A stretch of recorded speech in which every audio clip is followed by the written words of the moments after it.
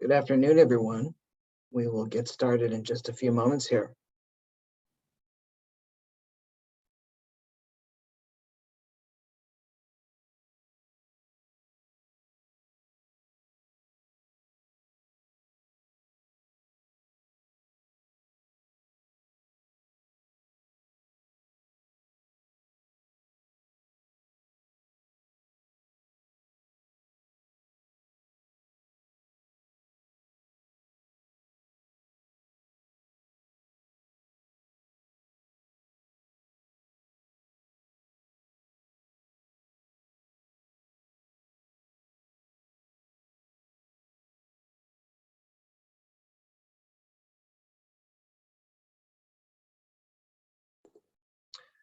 Okay, let's get going.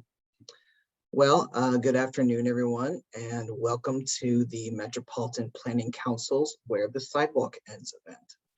Today, we'll be having an important discussion about how we can build a more walkable, inclusive, and healthier Chicago region.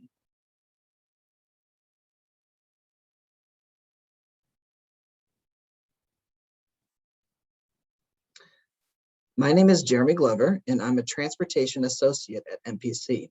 For those of you unfamiliar with us, we're an independent nonprofit that uses research, advocacy, and technical assistance to build a more equitable, sustainable, prosperous, and engaged Chicago region. I'm joined today by three fantastic panelists doing great work on walkability and access issues. Rachel Arfa is the Commissioner for the Mayor's Office for People with Disabilities. Victoria Barrett-Jacobson is a transportation planner at the Chicago Metropolitan Agency for Planning. And Leslie Honore is the Managing Director of Strategy and Communications at the Center for Neighborhood Technology and is also a member of Elevated Chicago's Steering Committee. We'll hear more from the panelists in a bit, but first we wanted to share some housekeeping items and give a little background on the state of walkability in the region.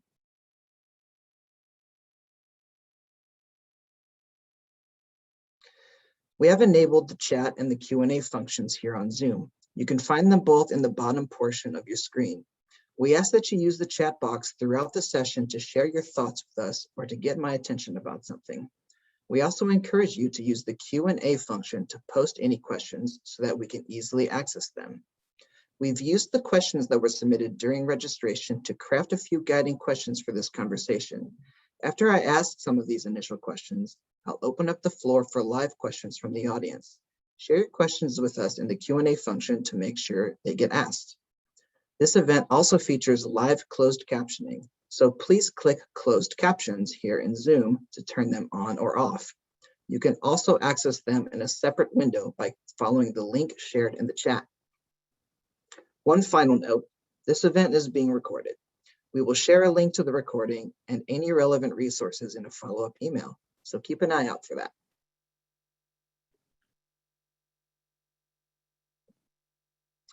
Again, please use the Q&A function to send questions for the panelists today.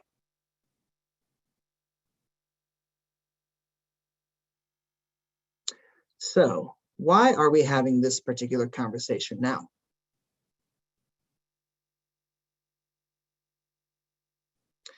Over the past year, so many things have turned our attention to the streets and sidewalks in our communities.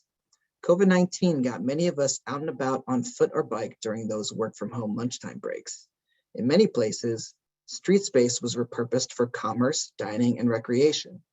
And all of us have been closely watching or participating in the fight for Black lives that is most visible as people filling the streets of our communities to peacefully demonstrate. At the same time, the ever-present threat of climate change is forcing us to recognize that our transportation choices have a global impact, and that those impacts are being experienced disproportionately by communities of color. This is an opportunity for us to step back and connect those dots and see how all of these things relate back to this idea of walkability. And we're also at an important inflection point. As the pandemic lifts, now is the time to reimagine what the future of mobility could look like.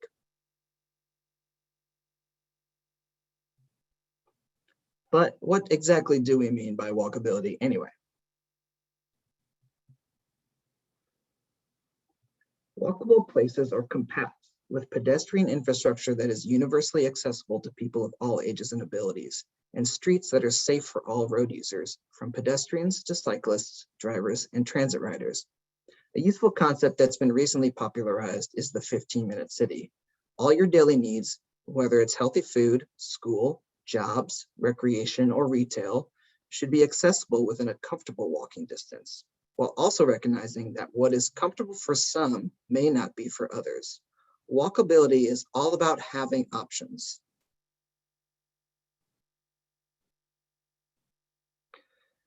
Compare that to the conditions we see too often across our region. Walkability is not a bus stop with a well-worn path in the dirt where a sidewalk should be. It's not a utility pole blocking the sidewalk that's impossible for a wheelchair user to pass. And it's certainly not a sidewalk running along a 6-lane road where the nearest crosswalk might be half a mile away. So on that note, let's talk a bit more about the current state of walkability in our region, starting with that fundamental building block of pedestrian infrastructure, the humble sidewalk. These maps show that the sidewalk network is most complete in the urban core and generally diminishes as you travel outward. It's no surprise, or even inappropriate, that sidewalks would be uncommon on the rural fringes of the region. But there are also many denser areas where the sidewalk network is very incomplete. It's also important to note that sidewalks alone don't automatically make a place safe to walk. This data has no information on crosswalks, curb cuts, pedestrian signals, or other important pedestrian infrastructure that is needed to make walking or rolling safe. In total, only 54% of our region's streets have a sidewalk on both sides. But if you exclude Chicago, that number falls to 44%. If you factor in streets with sidewalks on only one side, the overall network is about 60% complete. But again, that number falls substantially when you only consider suburban streets.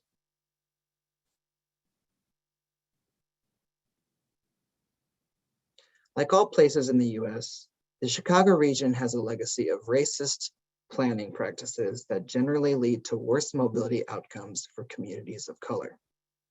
To see if that was the case here, we broke the data down to the census tract level so we could compare the sidewalk network to community demographics. Interestingly, tracts where at least 50% of residents were Black or brown tended to have a more complete sidewalk network than the regional average, while majority white communities did not. Knowing what we know about white flight and suburbanization, that isn't too surprising by itself. But the relationship also held true when we excluded Chicago and only considered suburban communities. We also looked specifically at people with disabilities. According to the American Community Survey, 12% of people in the region self-identify as disabled. In tracts where at least 15% of people have a disability, the sidewalk network was much more complete than the regional average. However, people with disabilities living outside Chicago face significant pedestrian infrastructure barriers.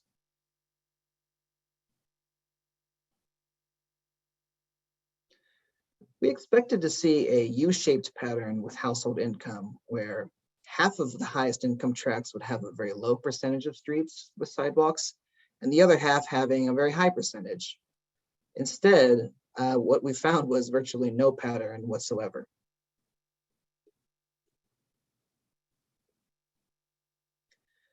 It appears that the physical characteristics of a place are much more closely related to how complete the sidewalk network is than demographics. Unsurprisingly, as population density increases at the tract level, so does the percent of streets with sidewalks. One of the more interesting patterns we found was the relationship between median home age.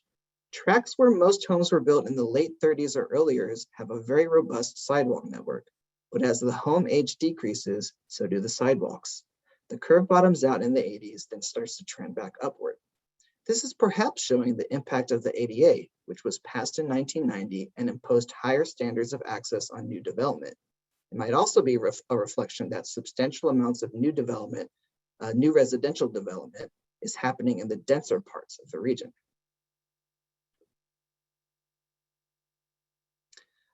Aside from the interstate, most people are probably unaware of who owns the road they're using. But in every community, roadway jurisdiction is frequently split between the state, the county, and the local municipality. And importantly, Whoever owns the road is usually responsible for building the sidewalk. As you can see here, the majority of the region's roads are owned by local municipalities, and that's where the majority of the sidewalk network is as well. State and county roads are much less likely to have sidewalks, and not just in sparsely inhabited parts of the county, of the region. 48% of missing sidewalks in the average municipality are along roads that they might not have control over. The implication here is that fully building out the region's sidewalk network is going to take a lot of collaboration. But like I said before, walkability is about so much more than just sidewalks. Our partners at Elevated Chicago have made some great videos where locals show what it's like to get around their region on foot. Let's listen to Washington Park resident David Geary discuss some of the amenities and barriers one might encounter walking along Garfield Boulevard. You know, I feel like this intersection does not have a long enough cross time to get all the way across the boulevard. Like, they can work on that. But it's clearly designed for the cars and not so much for the people. We are on the north side of Garfield Boulevard.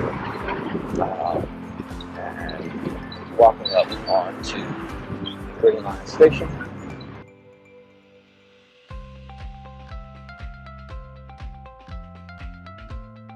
This is our neighborhood entrepreneur. You can on any day catch the hustle man. Lots of goods for folks, actually reasonable prices and decent goods. I have definitely been in a rush and grabbed a snack on the way for a train. One of my favorite projects that I've done is the mural at the entrance to this building. And I'd love to do more murals in the community and just kind of build and beautify this community so that it feels as vibrant as it has the potential to. All right, well, I'm gonna go ahead and shut things off before I go inside and warm up.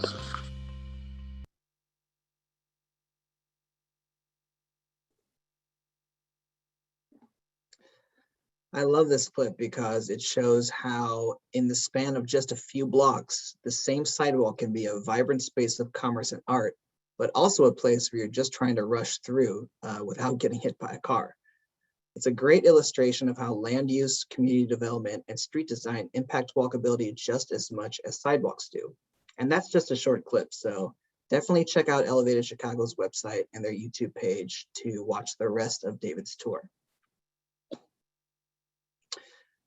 It's really important to recognize that we didn't get the transportation system we have today by accident. Decades of deliberate policy choices got us here, and it will take equally deliberate and targeted planning to build the future state we want. And while there's a lot of really great work happening in the region, we've got a long way to go. MPC first started getting interested in issues of walkability and access while developing the recommendations for Toward Universal Mobility. This report outlines 32 recommendations to improve mobility for people with disabilities in the Chicago region. It was informed by extensive interviews with paratransit users, disability advocates, service providers, and transportation experts. What we found was that a lack of accessibility in the pedestrian environment was often the weak link that made an entire trip impossible. The policymakers who wrote the Americans with Disabilities Act also recognized this problem, which is why the Act requires all units of government with at least 50 employees to create something called an ADA transition plan. This is essentially an inventory of barriers in the public right-of-way and a plan for how those barriers will be removed. This entire process, including the barrier removal, was supposed to have been completed within a few years after the ADA was passed in 1990. We were curious to know how many municipalities in the Chicago region had fulfilled this requirement. So we contacted every single one of them and asked.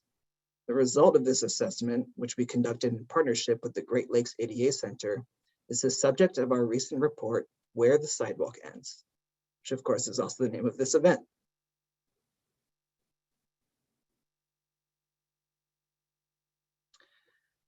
What we found was that only 22 of the 200 municipalities required to have a transition plan were able to show us that they actually had one. which is only 11%.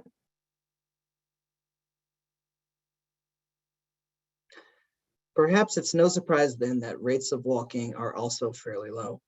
According to CMAP's most recent household travel survey, only 12% of regional trips are done by walking. The vast majority of those trips are in Cook County, and rates in the collar counties are even lower.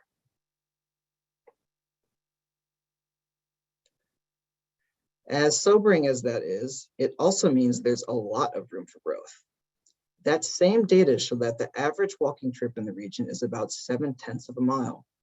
Nearly 10% of the region's car trips are shorter than that. 15% of car trips are less than a mile, and a full third are less than 2 miles.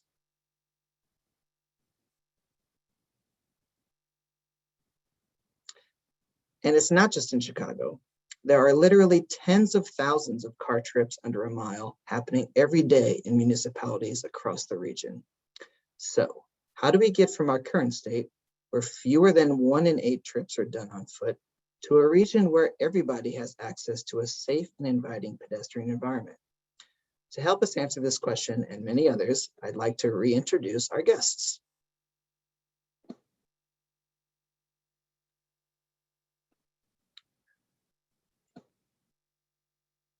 Okay. So first we have Commissioner Rachel Arfa of the Mayor's Office for People with Disabilities. Rachel Arfa was appointed to Commissioner of the Mayor's Office for People with Disabilities by Mayor Lightfoot in July 2020. Commissioner Arfa is the first deaf commissioner of MOPD and the highest ranking deaf person to serve in a city government leadership role. Commissioner Arfa comes to MOPD with years of experience as a disability and civil rights attorney. She has held numerous civic and leadership roles, including advocating to make Chicago's cultural spaces accessible to people with disabilities. As MOPD commissioner, she leads the city of Chicago's efforts to make Chicago a more accessible city. MOPD provides services in many areas, including independent living services, employment and youth transition services, home modifications, assistive technology, accessible housing, and architectural accessibility. MOPD also creates policies on disability accessibility, accessible transportation, and emergency preparedness. Commissioner Arfa is a graduate of the University of Michigan and the University of Wisconsin School of Law. Next, we have Leslie Honore. Leslie is a Blaxican poet, activist, and author of Fist and Fire, a collection of powerful, unflinching poems that confront issues of social justice through the lenses of real people. Both in her poetry and in her life, she works to empower youth to find their voices through the arts and inspire people to stand in the gaps that social, economic, and racial inequities create. As part of Elevated Chicago's steering committee, Leslie has infused her poetry, art, expertise in youth engagement, and leadership style into governance and programming. She convenes the Green Line South Community Table of Elevated, which brings together residents and organizations advancing ETOD in the area. She is also co-creator of the Equitable Development Ambassadors Program, a two-way learning initiative that equips community residents with tools to advocate for equity in their communities and teaches and informs elevated leadership through stories, lived experiences, and expertise of people from Chicago. Leslie recently joined the Center for Neighborhood Technology as the Managing Director of Strategy and Communication. Last but not least, Victoria Barrett-Jacobson is a transportation planner with the Chicago Metropolitan Agency for Planning. She has worked in sustainable multimodal transportation design and planning for more than 16 years. Her current work is devoted to improving travel safety for all modes in the Chicago region through design, policy, education, and collaboration. Victoria is dedicated to making our cities and our streets serve the needs of all travelers, regardless of age, ability, income, race, or mode of travel. Her focus has been on supporting safe and efficient travel for those who walk, roll, and use transit, while also creating public spaces for people to enjoy. Prior to her work at CMAP, she was a planning consultant serving clients across the country in developing plans, policies, and design guidance with a multimodal focus. She was a co-founder of Go Evanston, a mobility advocacy organization, and recently served in the working group that wrote the City of Evanston's Climate Action and Resilience Plan, which has the goal of making the city carbon neutral by 2050. Very cool stuff. With that, I'm going to stop talking for a little bit and let you all hear from this wonderful group of experts. So I think to start off, I'll just ask if each of you could tell us a little bit about your organization or agency and how they work on issues of walkability. Commissioner Arfa, if you'd like to go first. Thank you, Jeremy, and thank you, PC, for this invitation to be here today for this stellar panel. So today, since we are talking about sidewalks, I want to provide some information on the different ways that the city works to make sidewalks accessible, which also can impact how we use sidewalks and how we interact with our communities. So first, what I want to talk about is accessible pedestrian signals, APS. In case you're not familiar with them, APS, these are devices that communicate information about when it's safe to cross the street for people who are blind or low vision, who are deaf blind. So the way they work is with the signal is rock or don't rock, the APS will make a sound, maybe they could jump, and then there will also be a vibration at the ground, at the telegroup when it's safe to cross the street. So we've been working on APS here in the city. We've worked with our partners at the Chicago Department of Transportation.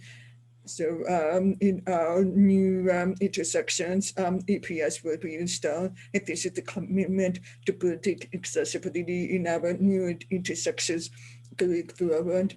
And then the city is working on adding 100 total new APS signals across the city. This was the result of a policy developed by the Mayor's Office for People with Disabilities in the Chicago Department of Transportation. Locations were identified through community engagement and feedback for people with disabilities who use APS. And then in identifying these locations, there were a total of 6 categories that were focused on. And the categories include downtown, so the central business district, and then also residential and commercial locations. Another category was institutional locations. Another category was intersections with 6 different corners. Another category was university campuses. And then finally, we also included locations suggested by stakeholders, including people with disabilities. And so there will be 50 allocated to these categories, and then another 50 allocated to the new intersections that are being built. And my office and the Department of Transportation collaborating with the others work. So that's what we will make our sidewalks accessible. Another way, then I think we are familiar with is curb cuts. So and when I talk about disability, curb cuts are always a prime example of how we create something that's accessible for people with disabilities. It benefits all of us. For example, people who are pushing a stroller, and somebody who's pulling a cart, carrying luggage, we all use curb cuts regularly, benefit from that. But it is a crucial mode of accessibility for people with disabilities. And I will also share that the Department of Transportation is to take a robust curb cut policy, including making sure that when intersections are updated, that there are compliant curb cuts installed. And then proactively adding curb cuts where there may not have been any. And then the material being used is being updated. We all know how Chicago's winters are. The previous material for curb cuts was the clay doom, and that did not survive the cold winter temperatures, nor the trucks driving over the curbs. So that is being replaced with cast iron. And then since 2006, there have been approximately 120,462 curb cuts installed across the city. We also look at sidewalks, not only how they're built, but what's at them, what happens at sidewalks. And so MOPD looks at making sure that we do not create any barriers while we are trying to build community at the sidewalks. So for some examples, is sidewalk cafes. These could become a barrier to at the sidewalk. So MOPD developed guidelines for making sure that we don't create barriers in black paths of travel. Another example is scaffolding. Without the construction in Chicago, it's no surprise that there's a lot of scaffolding, but MOPD also advocated to make sure that there was clean detection added to the scaffolding, so the people who are blind or low vision, use a clean could detect that their scaffolding is there and navigate safely, even when it's under construction and they have to use an alternate route. Making sure, of course, that the alternate routes are accessible. And then another way the sidewalks are used is through schooners. We've had a pilot for schooners, and a lot of effort was made to make sure that this did not create a barrier. So some means that we did that was making sure that schooners are required to be that to a surface instead of left in the middle of the sidewalk, which creates a barrier for all of us, particularly people who would use wheelchairs or other motorized devices. Making sure that the information for the companies is at the schooner in braille or large print, so that people who are blind or low vision, if want to contact the company, can make companies access which company it is. And then schooners have to be parked in specific ways, and they are required to be taken off the streets at the end of the day, so they all create permanent barriers and structures. So those are just some of the ways that the city also has efficiency plan, which is a commitment to making sure that sidewalks, the streets are safe for people to be able to cross and to eliminate traffic fatality and serious injuries on Chicago Street by 2026. If this is done using an equity framework, it will get to change behaviors and perception to build a citywide culture of safety and making our streets safer for our users. And encouraging and implementing policies, training, and technology that create safer vehicles and encourage drivers to drive safely. So these are some of the ways that we really intentionally look to make our sidewalks in our communities safer. Yeah, thank you so much for that. I think it's so interesting to think about how there's so much competition for the limited sidewalk space that we do have. And so we just have to be really careful that, as you said, we don't introduce new barriers as we're trying to accommodate new kinds of uses for those sidewalks. Leslie, do you want to share a little bit about how your various, all the different hats that you wear relate back to walkability? Absolutely. Thank you so much, Jeremy. I do wear a lot of hats. I check a lot of boxes, and today is one of those great days where they all flow together really, really well. And I'm so grateful and humbled to be on this panel with these amazing women. I'm also really grateful that the commitment to diversity extends, and we're not on a mantle. It's just so really great to see women leaders talking about the work that we do. So one of the hats that I wear as a managing director of strategy and communications for C&T, I'm sure mostly everyone on this call is familiar with C&T's amazing work, that we create the tools to do the research and partner to find solutions to create and sustain equitable communities. We are just a bunch of really brilliant people who I'm always in awe of how they're able to take data and really translate it in a way that community-based organizations can use. Specifically, like our ETOD tool, really helping developers understand the benefits of focusing on equitable transit-oriented development, but also highlighting how, as the commissioner was talking about, sometimes upgrades and benefits can create more barriers. And so what we don't want to happen is, as we create more accessibility and highlight transit as an access point, that we're also now creating disinvestment, that we're not creating displacement, and we're not encouraging gentrification, which is a really difficult thing to do and a tight wire to walk. With Elevated Chicago as a steering committee member and as a co-lead for our Green Line South community table, we've been having these discussions and doing this work on walkability for some time now. Elevated Chicago, for anyone who doesn't know, is a collaboration of 17 organizations from across the city that work together on issues of equity, opportunity, affordability, culture, and climate resilience. We're in 5 e-hubs: the Kedzie Corridor, California Pink Line, Logan Square Blue Line, and the Green Line South, which is my favorite because it's the hat that I love to wear the most. Our focus recently on walkability was with a study. Our partners with the Robert Wood Johnson Foundation, of course, Elevated Chicago, Institute for Housing at DePaul, PHIMC, the Public Health Institute of Metropolitan Chicago, Rudd Resources, CDPH.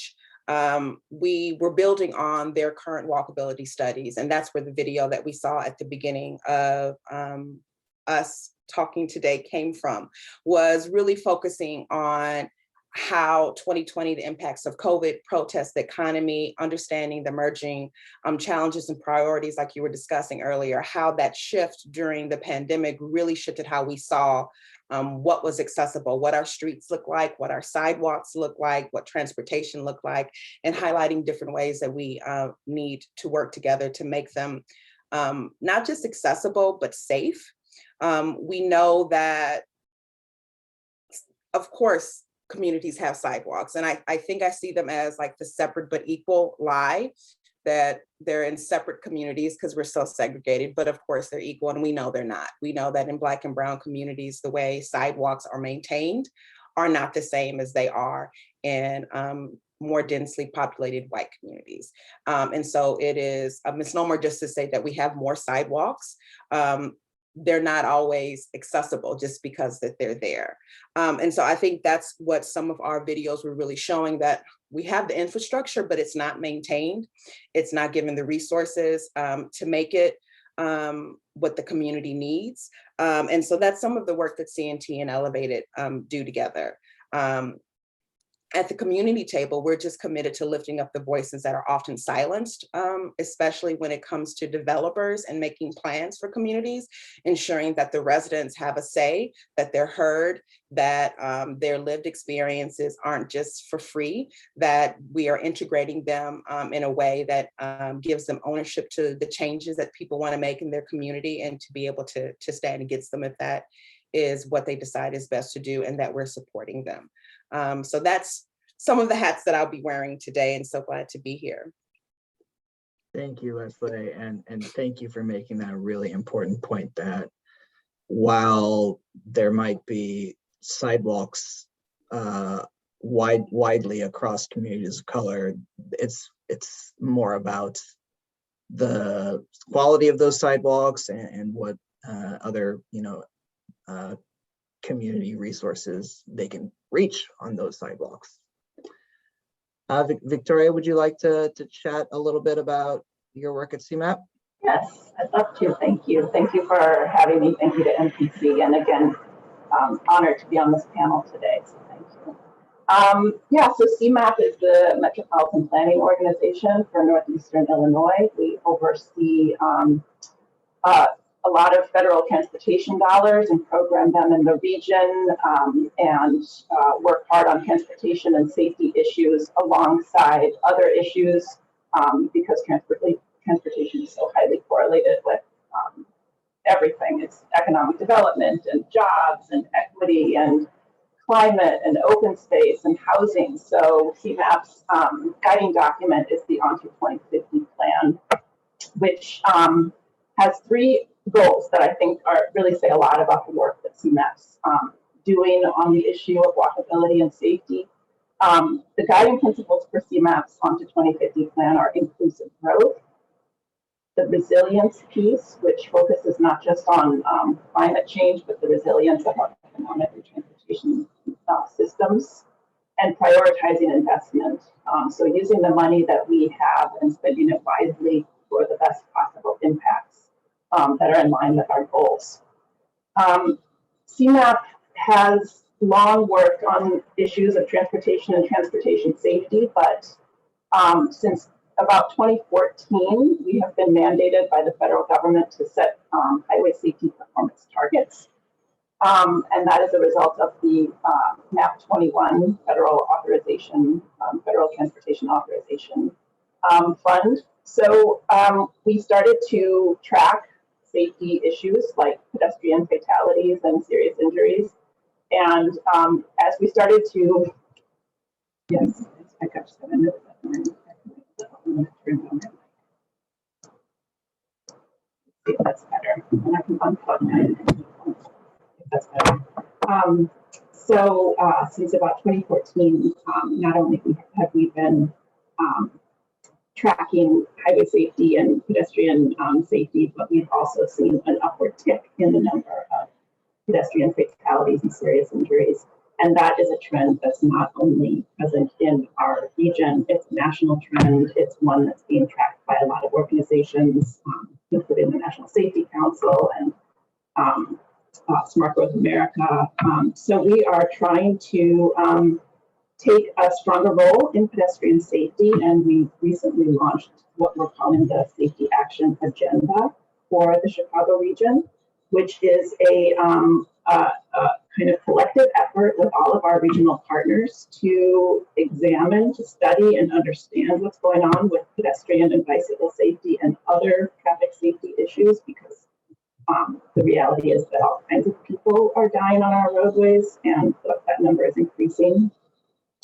So we are looking very carefully now at the vulnerable road users, which are, of course, those that are not protected by a vehicle shell and are very susceptible to safety issues such as high speeds and other and unsafe infrastructure practices and high rates of exposure issues in our roadways. So we are looking forward to working with all the partners in the region on this topic and talking more about the importance of walkability.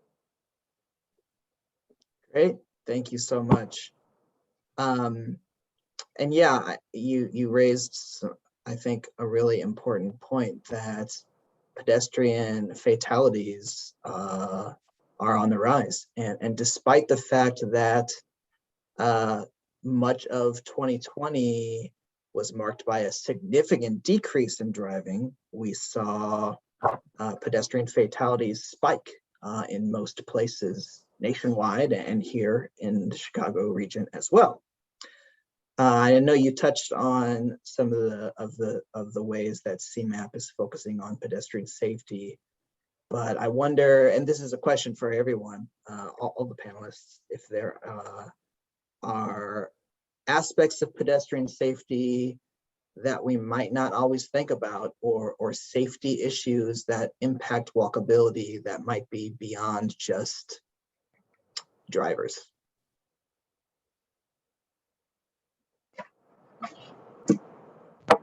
There are a lot of aspects that we're looking into. I mean, the infrastructure piece is huge. The presence of safe pedestrian infrastructure is really important, and it's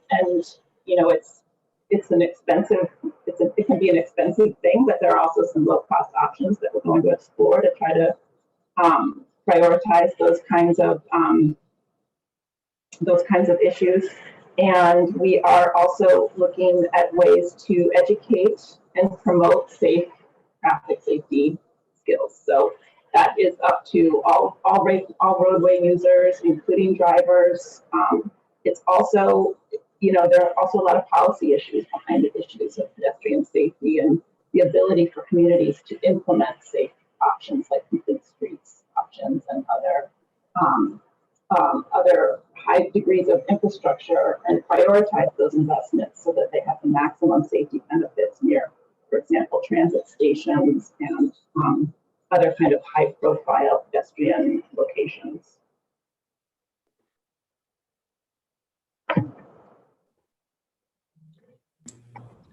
Thank you. Did anyone else want to weigh in, or?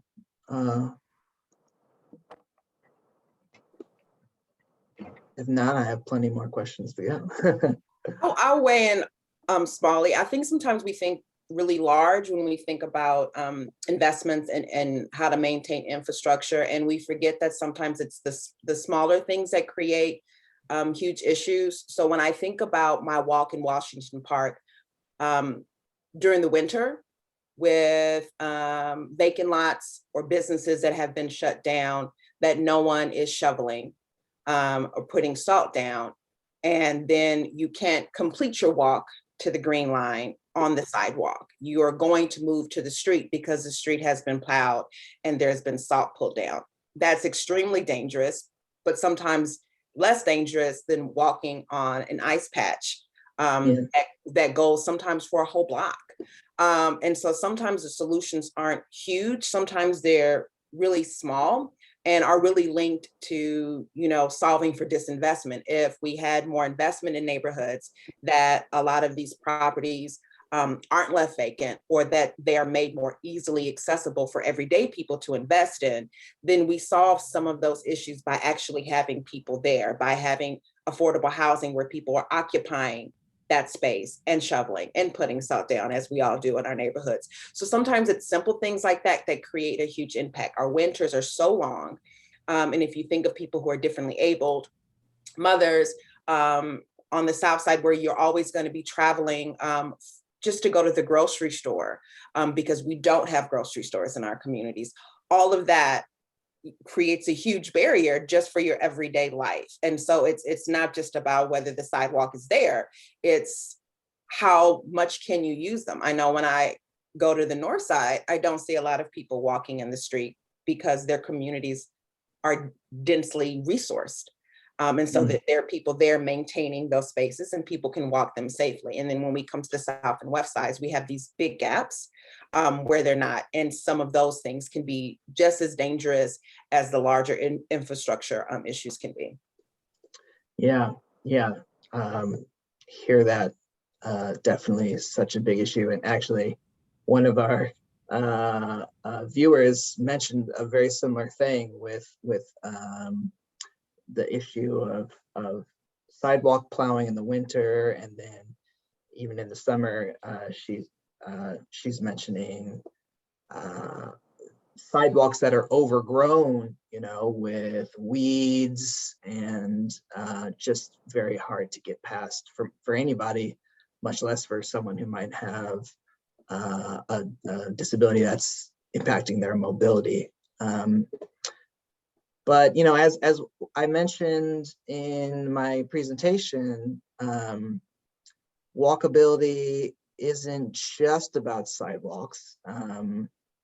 How is walkability impacted by other aspects? And the elevator video captured this so beautifully. But if anybody wants to kind of expand on that, how is walkability impacted by other aspects of the built environment, of that urban fabric?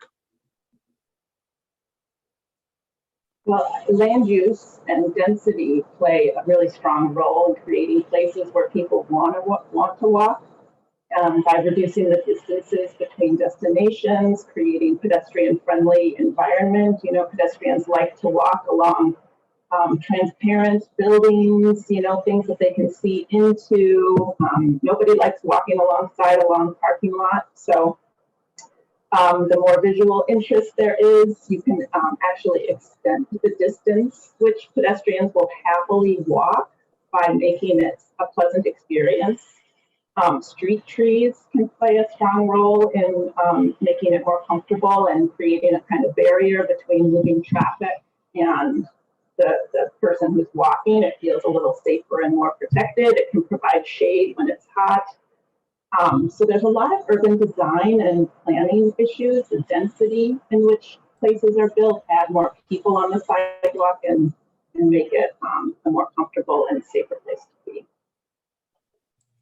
Yeah, I would just add to that, then also we better make sure that the structures next to the sidewalk are accessible.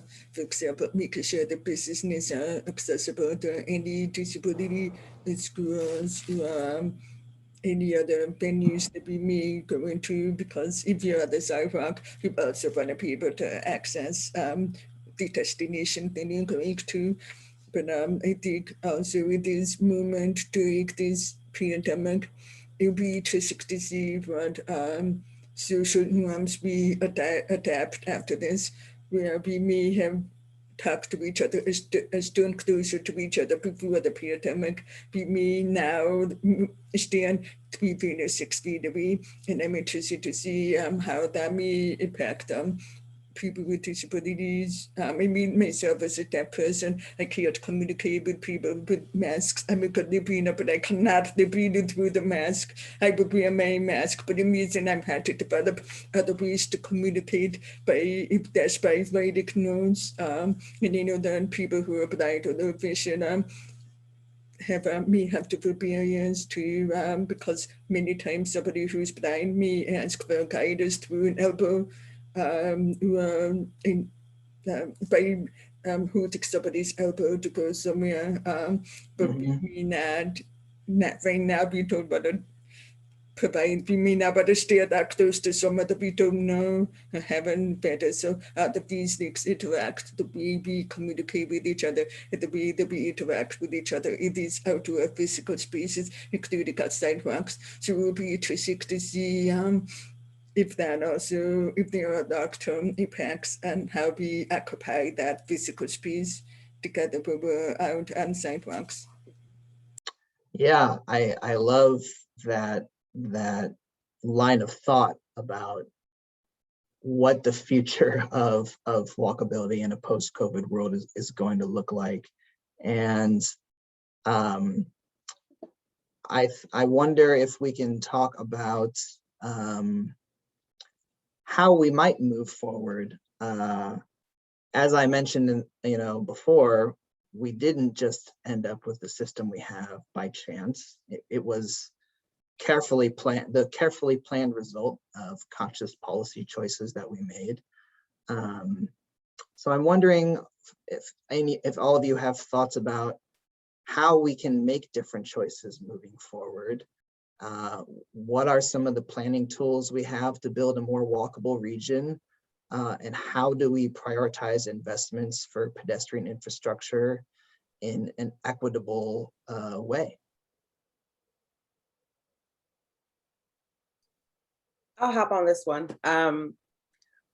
How we do this in an equitable way is listen to the voices that are historically silenced. That's the first thing that we do, and recognize that it is not a quick fix. And that because Chicago is, what do we have? 77 communities, all with different needs, different people, different backgrounds, that it is not a one-size-fits-all solution. And that we have to invest in taking the time out to listen to residents, listen to what they want, and listen to what their solutions are, and dismantle the idea that all the solutions come from the top down. And just because, some of us have multiple degrees or have worked in certain fields, that we know all the answers.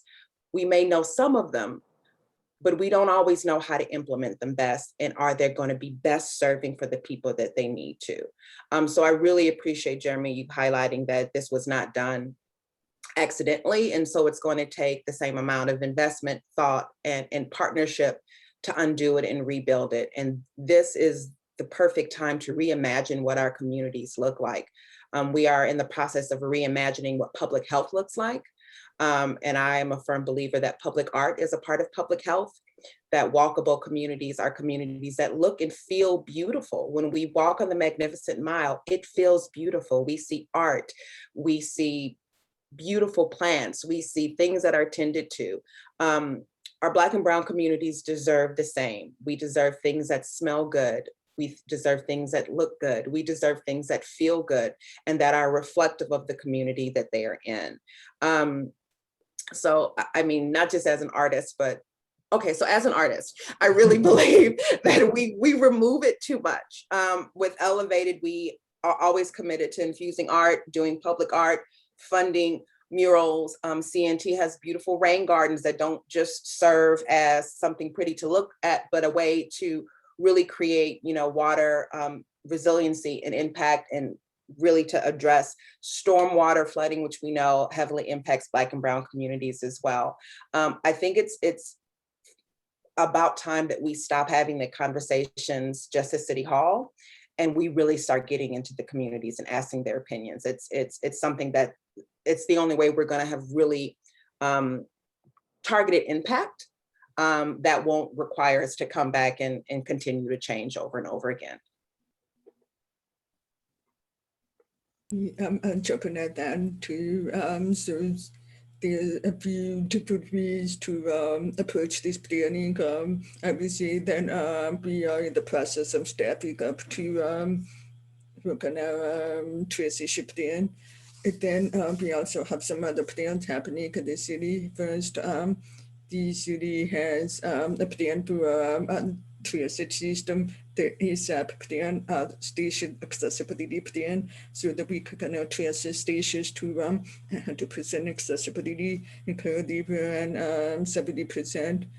So that's one intentional way to try to make sure that anybody can take any and out of our transit systems. And then we also have the Invest Southwest program, which is investing in 10 different communities at the southwest side, and to bring more resources in, provide infrastructure development programming and attract private and public capital to really focus on those communities. So I think some of that work is, has already begun. If there is a commitment to do that. Yeah, thank you. And Victoria, I imagine you want to respond, but before you do, I was going to sneak in another question, a kind of a part B to my already multi-part question, based on some of the audience Q&A. And given that you're kind of representing a bit more of a regional planning perspective, what do you think, what are the measures that are important to be measuring the success of the pedestrian policies and the infrastructure improvements that we are seeing in the region, and I guess what policies should we be putting in place to be encouraging some of those places that are less walkable too? I agree. I'm gonna remind me of that question if I forget to answer, but I do want to talk a little bit about what 2020 taught us. You know, it was full of so much tragedy and heartache on so many levels. I am an optimist through and through, and I really chose to pick up a lot of the pieces that were daylighted for us during that year.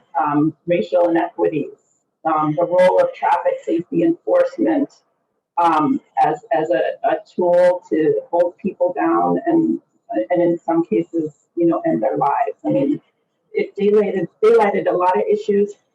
Pedestrians were squeezed onto sidewalks and watched empty streets next to them and realized how much of our infrastructure and public space we devote to the car when they actually enjoyed walking and bicycling, as it was a socially distanced opportunity for people and has public health benefits and actually makes you happier. It makes your community more livable. So I feel like there's a moment of opportunity for not just our region, but America in general, to reflect on how we've built this transportation system, and as a public and as practitioners to change the way we think about our transportation system and who our user is. Mayor Pete, not Mayor Pete anymore, but Secretary Pete Buttigieg, talks about streets for people.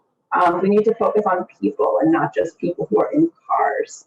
So I think there's like kind of a groundswell on a number of issues, and they're all connected. The equity piece is absolutely connected to the economic improvement piece and the recovery, and it's related to the climate piece, and it's related to jobs and mobility and frontline workers. I mean, it's all connected. And I think the more we make those connections, the stronger we can take action to improve them. That's a core belief, and that's one of the goals of what the CMAP work has as a focus. In terms of measuring progress, it's always been difficult for bicycle and pedestrian planners to measure progress because it is relatively difficult and expensive data to collect.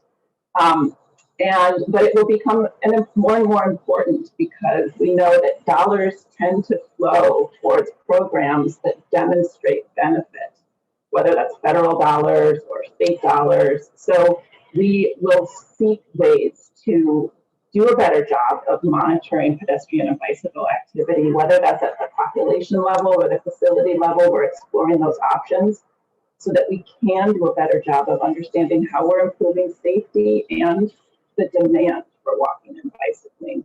So the rate will be just as important as the actual, we want to, of course, have zero crashes and zero fatalities, but if we can improve the activity levels and not contribute to further safety issues, we'll also consider that to be a measure of success. Thank you for that, and thank you for, I think, what unfortunately is going to have to be kind of the final point, but I think you really touched on like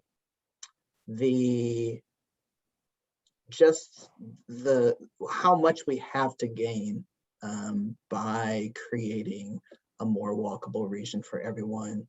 We can create a healthier region, one where everyone has more options, where people are safe and connected to the things that they need. And it's good for the planet, it's good for people. It's just a win-win all around. But given that we are just about at the end of the show here, I just want to say on behalf of MPC, I want to send thanks to our expert panelists for joining us today. Thank you for your remarks and for your leadership in walkability, accessibility, and equity. And thank you to everyone who tuned in today to join us for the Where the Sidewalk Ends panel. We hope you've learned a lot and will carry some of these lessons with you as you commute, bike, jog, or roll and stroll along the region's sidewalks where they do exist. And make sure to register for some of our upcoming events, including an international panel discussion on building bike culture that we're hosting in celebration of World Bicycle Day on Thursday, June 3rd. Finally, I'll remind everyone that the link to the recording of this webinar will be available and circulated in the upcoming days by email. And we will also include some of the important reports and resources that were mentioned by our speakers here today. And with that, thanks again to everyone. Have a wonderful and safe day, and get outside and walk or roll if you can. Take care.